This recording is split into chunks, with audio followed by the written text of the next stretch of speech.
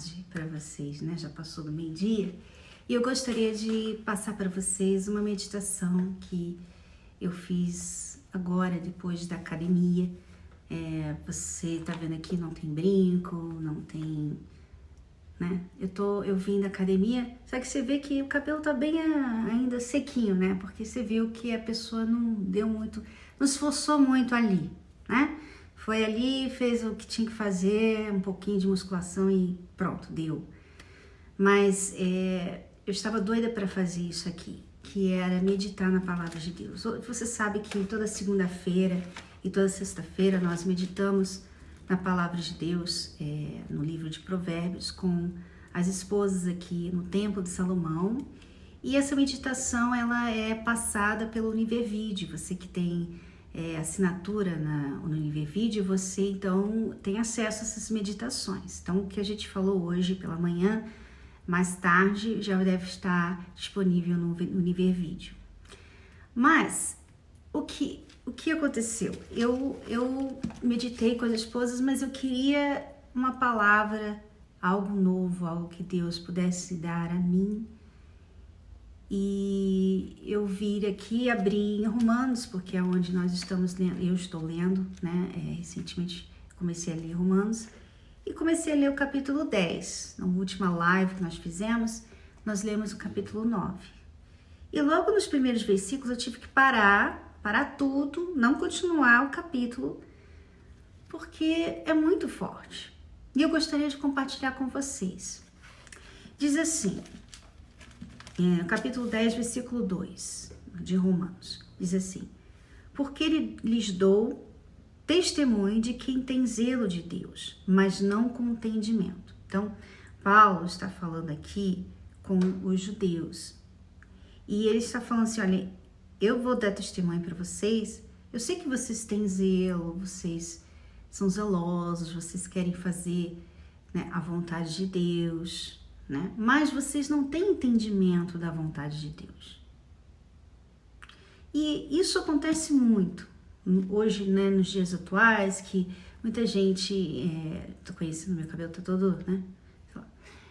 Muita gente teve acesso ao evangelho, né? Pessoas até famosas que vão a igrejas, pessoas que falam que creem em Deus e que divulgam o evangelho por aí. E muitas pessoas têm, com a intenção, uma boa intenção no coração, têm propagado o evangelho, mas não tem um entendimento do evangelho, não tem um entendimento total do que é ser um cristão. E é isso que ele está falando aqui, olha, vocês não têm entendimento do que é o zelo de Deus. E ele continua assim, ó, no versículo 3, porquanto, não conhecendo a justiça de Deus e procurando estabelecer a sua própria justiça, não se sujeitaram à justiça de Deus. Então, aqui eu tive que parar, porque aí é muito forte, eu quero falar com vocês sobre isso. Porque o que acontece hoje em dia? Todo mundo tem a sua própria justiça, né? Eu acho, quando você fala assim, eu acho, eu penso assim, sabe? Então, você está como se você estivesse tomando posse de uma opinião, se você tivesse a sua opinião e aquela opinião fosse muito importante, né? Como se fosse assim, a sua personalidade. Olha, eu acho, eu penso assim, tal. Isso é uma forma de você ter a sua própria justiça mesmo, porque você acha que você está, você tem esse direito, né? Primeira coisa, você acha que você tem esse direito de ter essa opinião, né, sobre tudo que acontece na vida. E assim, nós conseguimos esse direito quando a Eva e o Adão comeram daquele fruto lá, você sabe, né?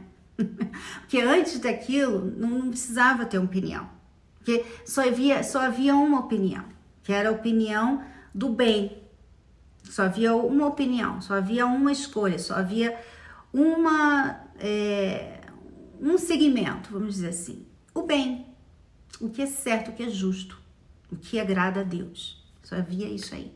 Quando Adão e Eva foram lá e tomaram o fruto, e comeram do fruto, desobedeceram a Deus. Então eles trouxeram a outra opção, o direito, né?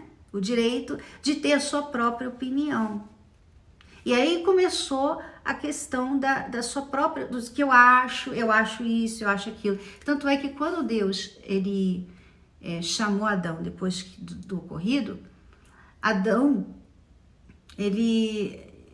Deus perguntou, mas por que você fez isso? Não, foi essa mulher aí que o Senhor, né? O Senhor me deu, essa mulher que me deu do fruto. Quer dizer, ele já começou ali a ser rebelde, a ser ingrato com Deus, né? Por quê? Porque agora ele tem personalidade própria. Agora ele tem o direito de falar o que ele pensa, né? Então você vê que esse movimento todo de a gente tem direito, que isso, tem direito e tal. Não é que nós estamos falando que a Bíblia ou Deus não quer que você tenha personalidade própria, que você não tenha opinião. Não é isso. Mas é aquela coisa.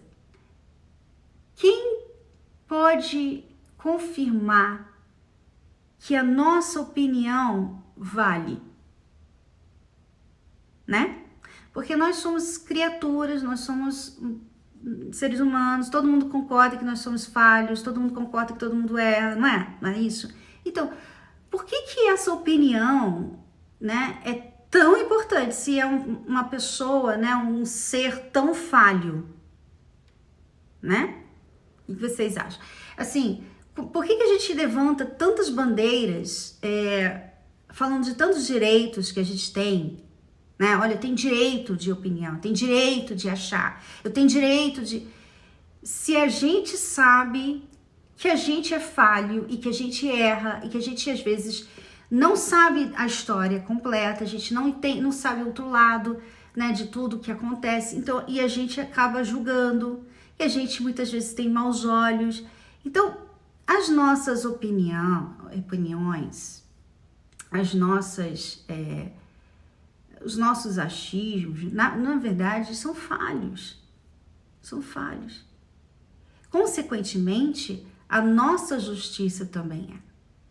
Então, às vezes você pensa assim, não, porque isso aqui não é justo. Será que não é justo? Será que você não está ali colhendo algo que você plantou? Você pensa assim, não, porque a injustiça é o quê? É uma coisa que não é justa. Por que não é justa? Porque não tem nada que dá razão para aquilo ali acontecer, tá? Então, se por exemplo, a criança nasceu com defeito físico, né? Aí você fala assim, mas isso é uma injustiça. Isso é uma injustiça porque essa criança não tem culpa disso, tá? Mas os pais carregavam alguma coisa no sangue, né? Que deu luz ao problema dessa criança. Então, não é que a criança é culpada, mas ela nasceu de pessoas que tinham algum gene, alguma coisa que deu esse problema, né? Deu esse problema. Então, a gente não pode falar assim, isso é injusto.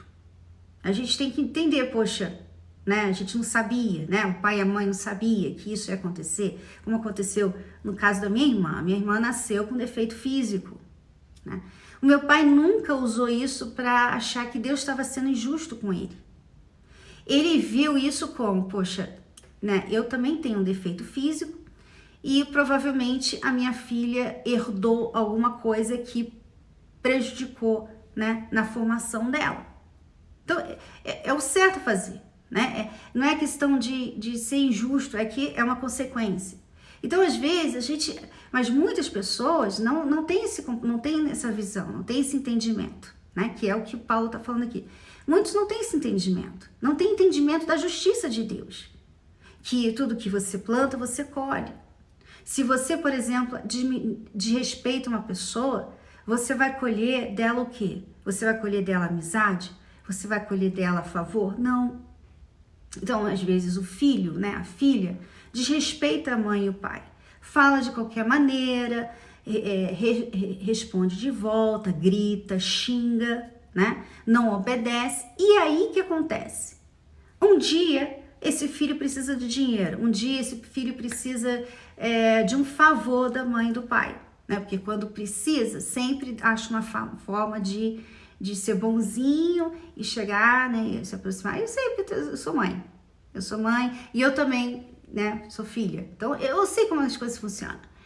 E aí, o que acontece? O filho vai lá e pede uma coisa pro pai ou a mãe. E o pai ou a mãe que foi desrespeitada fala assim, não vou dar pra você, você não merece. E o filho fica com raiva. O filho fica com raiva, não, isso não é justo. Isso não é justo, não, você tem que... É como se o filho tivesse a sua justiça e o pai tivesse a sua justiça. Paulo tá falando aqui, não.